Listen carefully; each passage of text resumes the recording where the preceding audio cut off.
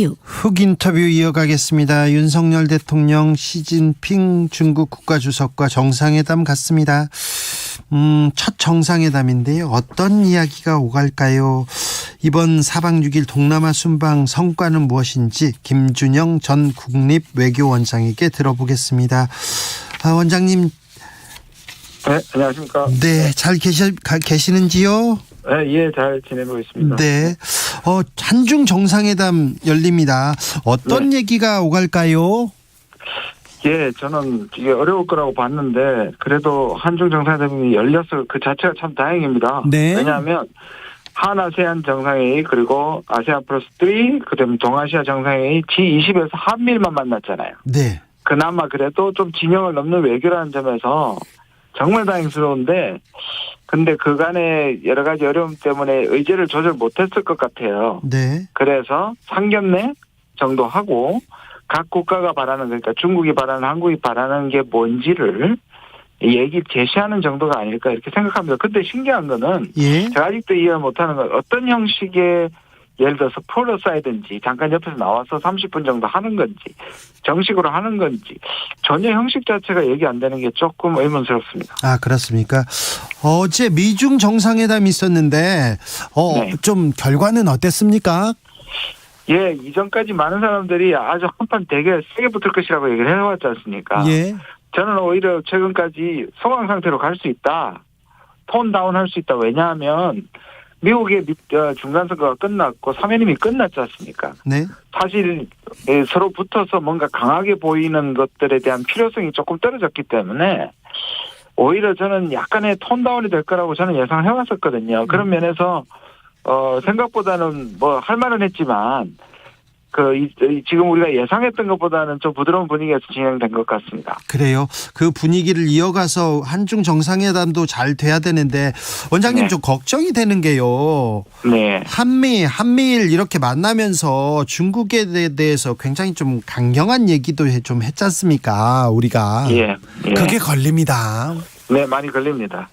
그래서 역설적으로 그것이 불편했으면 안 만날 생각도 있었겠죠, 중국이. 예. 그런데 한국이 너무 이렇게 뭐라 그럴까요? 질주를 하니까 미국 쪽으로 뭔가 중국으로서도 관리의 필요성이 좀 나름대로 자기들의 의견을 좀 표명할 기회가 필요했다고 생각하는, 이건 저희 추정입니다만. 네. 그래서 그게 역설적으로 또 전격적인 회동이 되지 않았나 이런 생각도 좀 듭니다. 그래요.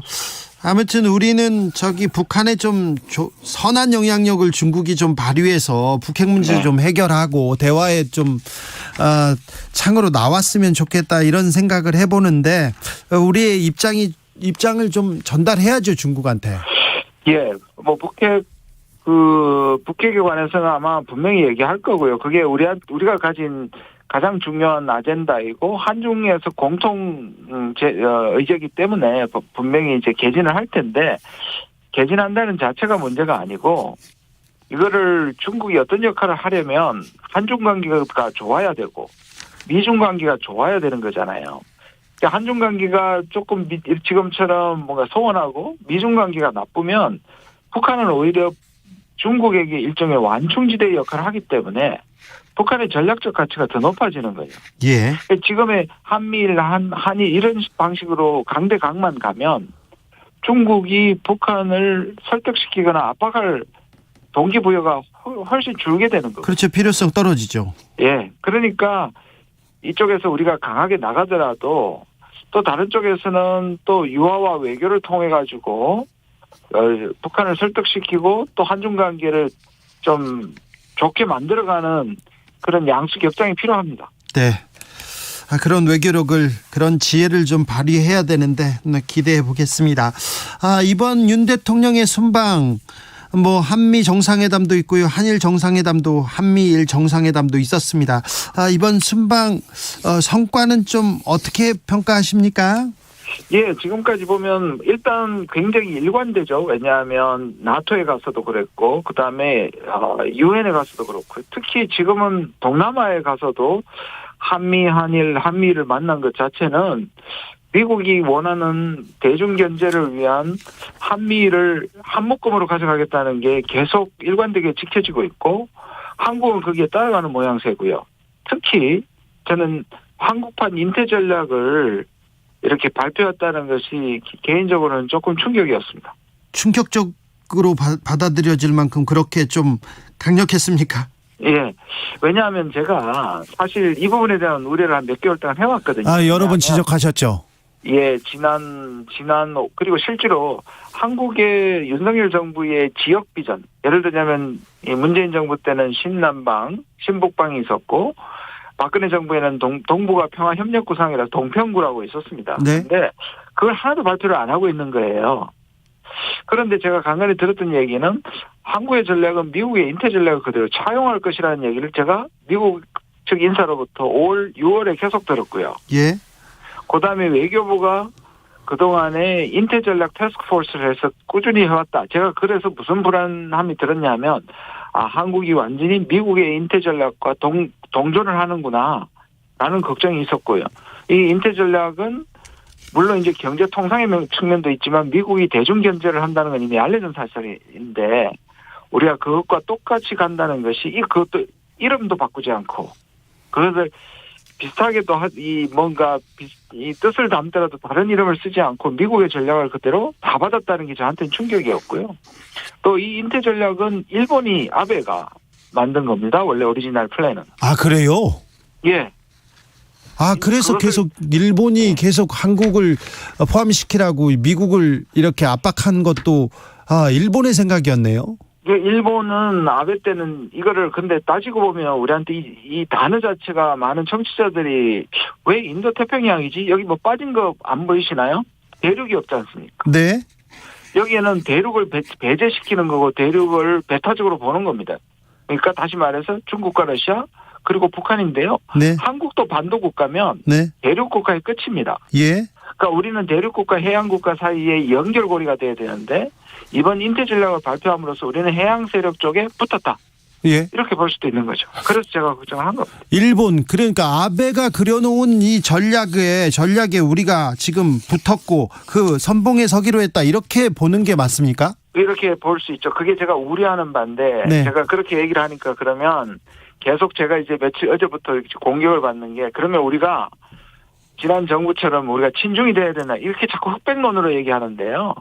저는 그 말이 아니라 예. 당연히 한미동맹이 근본인데 네. 우리가 중국과 러시아를 적대 관계로 해서는 안 된다는 거죠. 그렇죠. 그런데 우리가 위치상 지금까지는 나름대로 중국과 러시아를 관계를 잘 해왔는데 네. 말씀하신 것처럼 우리가 자칫하면 미국의 돌격대나 선봉대가 될 수 있는 우려가 있다. 특히 계속 지금 윤석열 대통령이 이 연설하는 그 워딩이요. 예. 미국이 중국을 견제할 때 사용하는 용어와 똑같습니다. 예. 그래서 오늘 한중 정상회담에서 중국이 어떤 식으로 그걸 표현할지 좀 그것도 주목되는 것 중에 하나입니다. 지금 아마 아마 시작한 것 같은데요. 그죠? 네네. 아무튼 우리한테는 중국, 러시아 버릴 수 없습니다. 경제적으로도 그렇지만 북한 때문에 네네.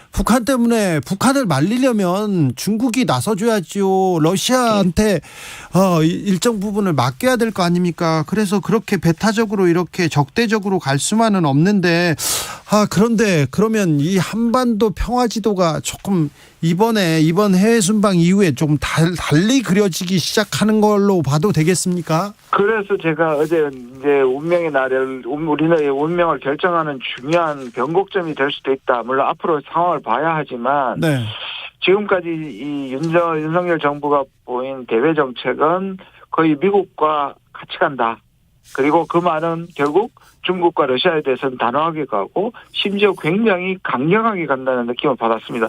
보시다시피 러시아에 대해서도 대놓고 규탄을 했죠. 예.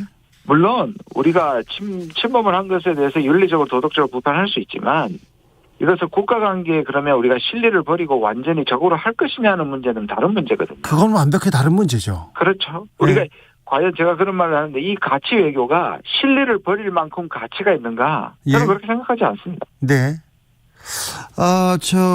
한미일 경제 안보 대화 이런 걸 신설한다고 이렇게 SNS에 윤석열 대통령이 올렸는데 이건 또 어떤 의미입니까?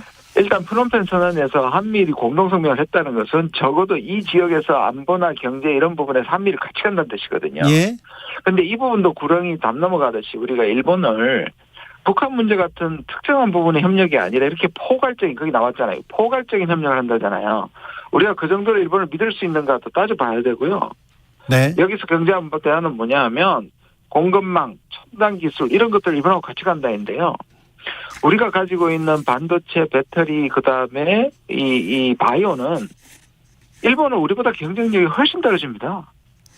예. 오히려 예. 미국도 우리보다 떨어지고요. 우리가 이 세계에 묶이게 되면 중국을 배제하고 그다음에 이 기술을 그다음에 이 우리는 생산력을 미국하고 일본하고 하게 되는데 네. 그러면 그 사이에서 우리의 신뢰를 반드시 따져봐야 되는 건데 네. 이렇게 덜컥 할 수 있는 문제냐 이렇게 생각하면 걱정이 됩니다. 실리 따져봐야 되는데 잘 따지고 지금 선언하고 사인하고 그런 거겠죠. 조금 걱정이 됩니다. 네, 그런 것 같지 않아서 걱정이 됩니다. 네. 윤 대통령 북한에 대해서는 도발에 대해서 단호하게 대응하겠다 이렇게 얘기했는데요. 뭐 예. 그렇게 얘기할 수 있는데 네. 북한은 이번 순방과 이런 대통령의 발언들 어떻게 반응할까요? 우리가 지금 북중남 한미를 얘기할 때 우리가 선호가 좀 바뀐 게 있습니다. 네. 한미일이 지금 접근한 것만큼 북중남과 그렇게 가까우냐 아니거든요. 네. 무슨 말이냐면 북중남 때문에 한미일이 묶여야 된다고 얘기하는 것은 순서가 바뀐 거예요. 지금은 오히려 한미일이 이렇게 협력을 하게 되면 북한은 중국과 러시아와 훨씬 더 단합을 하겠죠. 네. 또 어떤 의미에서 미중 사이가 관계가 나쁘고 미러 사이가 관계가 나쁘면 북한의 전략적 가치는 높아집니다. 그렇게 되면 러시아는 중국은 북한을 완충지대로 삼을 것이고 예. 북한의 비핵화보다 북한을 이용해서 오히려 한반도에서 뒷배가 될 가능성이 많은 거죠. 오히려 그 뭐 북한한테 뭐 야 니네들이 이렇게 해봐 이렇게 얘기시킬 수도 있고요. 그럼요. 그렇습니다. 참 어렵네요. 매우 어렵고 매우 중요한 시기인데. 예. 그리고 저는 네. 그 한미 한일 회담을 비공개로 하고 사진 기자도 풀 기자도 못 가게 하고 이런 것도 좀 우려가 됩니다. 안에서 무슨 얘기가 되어졌는지도 궁금하고요. 네. 지금 오히려 일본에서 기시다 총리가 후에 조금씩 열고 있는데 이게 언론에서 일본 언론에서 어떻게 흘러나올지 또 어떤 말도 안 되는 양보를 했는지 이 부분도 걱정이 됩니다. 그렇게 네. 순방에서 어떤 얘기가 있었는지 정상회담에서 어떤 얘기를 하고 어떤 약속을 했는지 좀 지켜봐야죠. 좀 들어봐야죠. 명확하게 좀 네. 따져봐야죠. 네. 갔다 와서는 좀 더 따져볼 부분이 더 많을 것 같습니다. 네. 중국은 그렇고요. 러시아가 또 러시아에 대해서 조금 윤 대통령께서 강경 발언을 해서 러시아가 네. 또 이렇게 나서지 않을까 대응하지 않을까 그것도 걱정입니다. 예, 얼마 전에 푸틴이 그 질문을 받으면서 그 질문이 있었지 않습니까? 한국이 우크라이나에 네.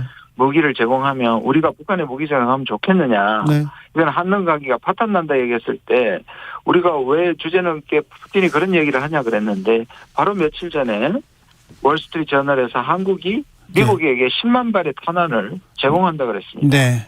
이거는 지난 5월 10일 중앙일보에서 특종을 냈는데 미국이 계속 한국이 우크라이나에 직접 무기를 제공하지 못하면 네.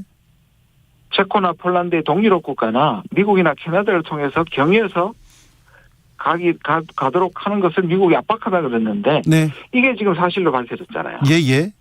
그러면 어떻게 되느냐. 우리가 분단 국가인데 그럼 러시아하고 적대 국가가 됩니다. 지금 대륙 경제 제재하는 것 정도는 러시아가 기분이 나빠도 한일 관계를 깰 정도는 아닌데 네. 만약에 군수품이나 포탄이 넘어가면 이거는 굉장히 심각해지거든요.